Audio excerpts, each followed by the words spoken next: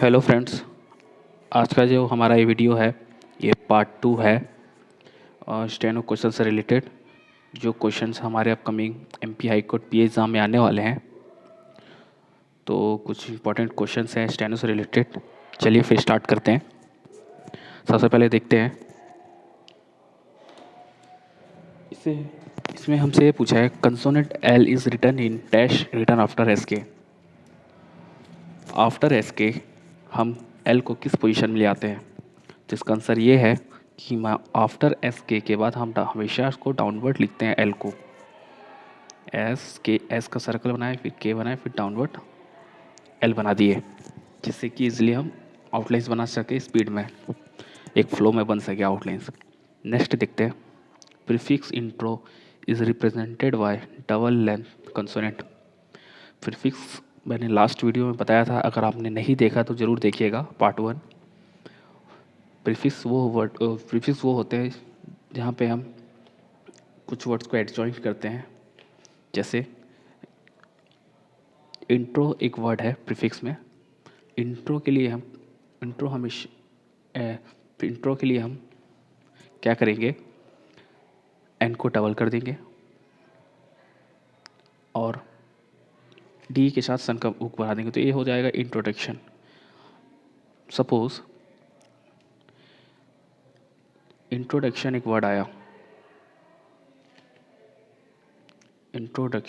आया, तो इसको लिखने के लिए हम क्या करेंगे, एन को डबल कर देंगे फॉर इंट्रो, सफिक्स बना दिए और डी के साथ शन बना दिए, तो ये हो गया इंट्रोडक्शन। और भी इंट्रोस्पेक्शन एक वर्ड और है, इंट्रोस्पेक्शन, तो इसके लिए भी एन को डबल कर दिए, सर्कल बना दिए और पी के साथ सन, तो हो गया इंट्रोस्पेक्शन। यह इस तरह आप बना सकते हैं इंट्रो के साथ। इंट्रो हमेशा यूज़ होता है प्रीफिक्स में। कोई वर्ड एन से स्टार्ट हो रहा हो, एन टी आर का साउंड आ रहा हो, तो उसके लिए हम क्या करेंगे, एन को डबल कर देंगे। नेक्स्ट देखते हैं halving principle is used for forming advance phrases for the words. Halving principle कुछ रूल्स इसके अप्लाई होते हैं फ्रेजेस में। जैसे कि कुछ वर्ड हैं जो कॉमनली आते हैं डिक्टेशन में, इफ इट, एबल टू, तो इन वर्ड्स के लिए हम क्या करेंगे, हाल्विंग प्रिंसिपल का रूल अप्लाई कर देंगे वर्ड्स को साथ में लिखने के लिए। जैसे इफ इट के लिए एफ को हाफ कर देंगे, उसमें इट का भी साउंड जो है वो भी इंक्लूड हो जाएगा, तो ये हो जाएगा इफ इट। एबल टू के लिए बी बनाए और एल का हुक बना दिए, तो उसमें टू भी साथ में हो गया, तो ये हो गया, इसको पढ़ेंगे एबल टू। नेक्स्ट ये हो गया हाल्विंग प्रिंसिपल। देखिए मेरे बताने से ये होगा कि आपने जो भी पढ़ा होगा पिटमैन में, तो थोड़ा एक बार रिमाइंड हो जाएगा, तो ज़्यादा ऐसा कुछ रहेगा नहीं कि कुछ ज़्यादा हार्ड हो। बस मैं कोशिश कर रहा हूँ कि आपको अपने पुराने रूल्स याद आते जाएं। नेक्स्ट देखते हैं consonant dash is employed to represent the words mark, major, manager and morning. यह तो एक कॉमनली हम मार्क, मेजर, मैनेजर एक हमसे पूछ रहे किस कंसोनेंट को यूज़ कर सकते हैं। तो अब यहाँ पे तो सभी वर्ड्स एम से स्टार्ट हो रहे हैं, तो एम कंसोनेंट आ रहा है, तो उसमें हम एम का कंसोनेंट यूज़ करेंगे इन सारे वर्ड्स के लिए अलग से। मार्क के लिए एम, मेजर के लिए एम, मैनेजर के लिए एम, मॉर्निंग के लिए एम। ठीक है, यहाँ तक कोई डाउट? नेक्स्ट देखते हैं in which direction is consonant S H written upward and up stroke, written after and up stroke. After up stroke हम एस एच को किस पोजीशन में ले आते हैं, तो ये हमेशा डाउनवर्ड पोजीशन में आता है। ध्यान रखिएगा एस एच हमेशा अपवर्ड स्ट्रोक के बाद हमेशा डाउनवर्ड बनेगा। जैसे कि अपवर्ड स्ट्रोक हमारा आर हो गया, हे हो गया। अब जैसे मुझे रश लिखना है, तो आर के साथ ये डाउनवर्ड बन गया, तो ये हो गया रश। और कौन सा वर्ड जो भी रश के बाद हमारा जो अपवर्ड स्ट्रोक रहेगा, तो उसके साथ डाउनवर्ड ही बनेगा। और जो वर्ड से डाउनवर्ड रहता है उनके साथ ये अपवर्ड बनता है। ठीक है, जैसे कि पुश, अब पुश के साथ ये क्या बनेगा, अपवर्ड बनेगा, और अप स्ट्रोक के साथ ये डाउनवर्ड जाएगा। अब पी क्या है, डाउनवर्ड स्ट्रोक है, इसलिए इसके साथ अपवर्ड बन गया। नेक्स्ट देखते हैं, name the suffix which is represented by joint और डिसजॉइंट एल। अब सफिक्स में ये रहता है कि हमेशा वर्ड्स के लास्ट में लगता है, जो इसके वर्ड्स जो डिसजॉइंट होते हैं after the end of words. तो देखते हैं, जैसे कि कुछ वर्ड्स है फ्रेंडली, तो इसको अपन ने फ्रेंड बनाया हाफ करके और एल को अलग कर दिया, क्योंकि यहाँ पे लास्ट में ली का साउंड आ रहा है, तो इसलिए हमने एल को अलग से लिखा, डिसजॉइंटली।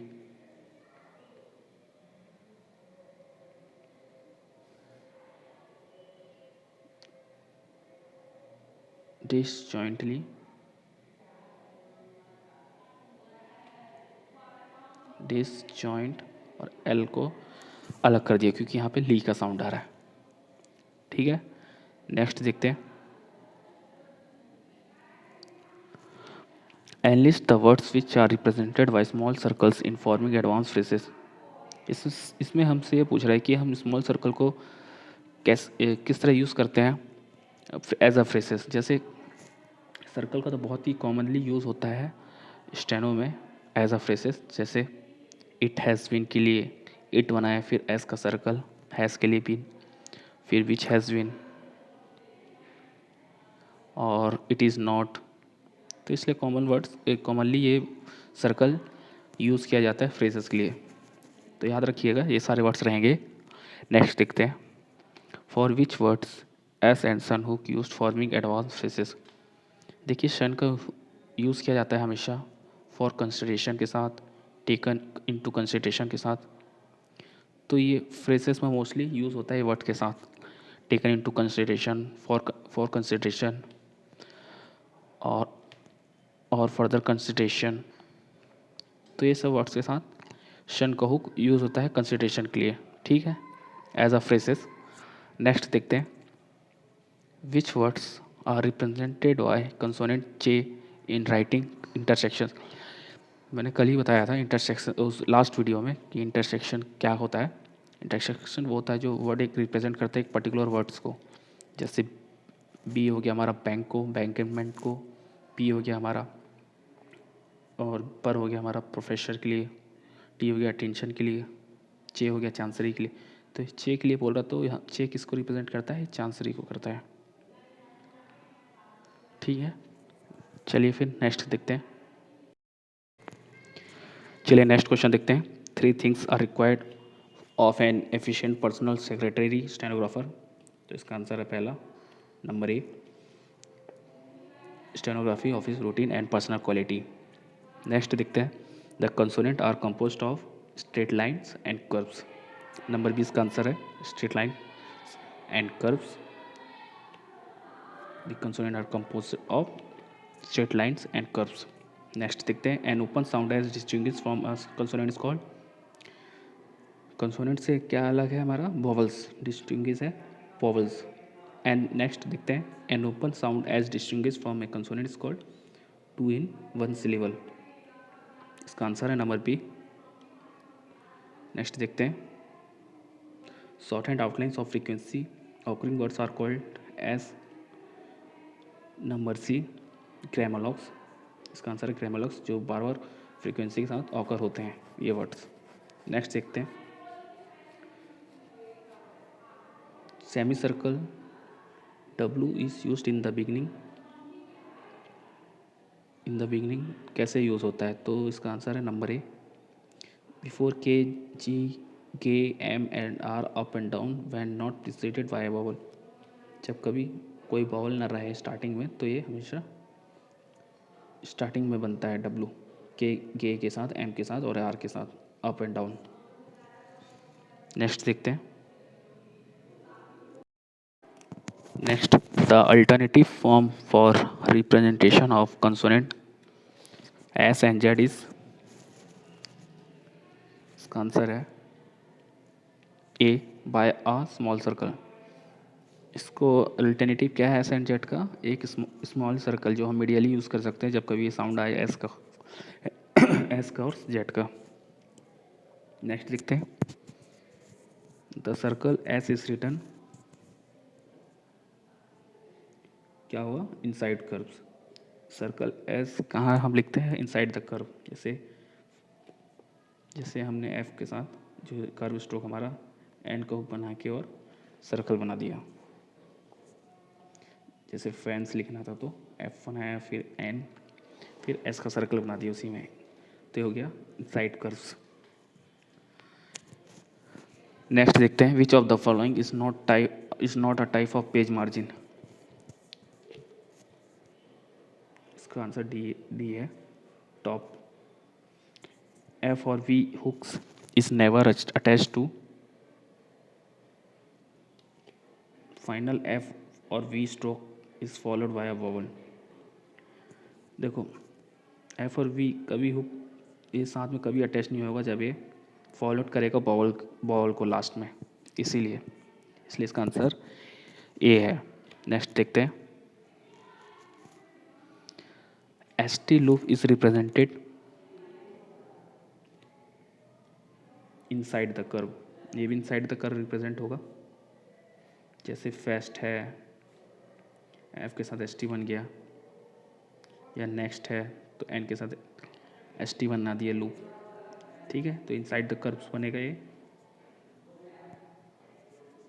नेक्स्ट देखते हैं, all double length down strokes are written through the line. जो भी डबल लेंथ स्ट्रोक बनेंगे वो थ्रू दी लाइन बनेंगे। जैसे टेंडर, तो थ्रू दी लाइन ये डबल हो जाएंगे। टेंडर, डर का साउंड आ रहा है इसलिए डबल कर दिया। A suffix is a common syllable occurring at the end of words, ठीक है, मैंने बताया था ये हमेशा at the end of word use किया जाता है suffix. A prefix is common syllable occurring at the beginning of a word. Transcription is the contest of, इसका क्या होगा, शॉर्ट हैंड, ठीक है, contest of short hand.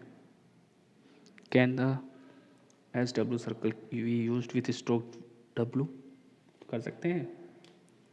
No, कभी भी नहीं कर सकते डब्ल्यू के साथ।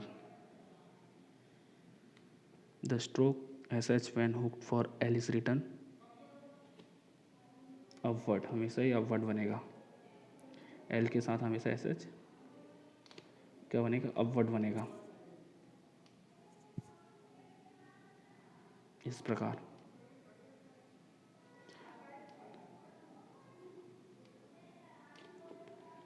एस एच और एल, ये इस तरह बनेगा अपवर्ड एल एस एच के साथ। नेक्स्ट क्वेश्चन देखते हैं,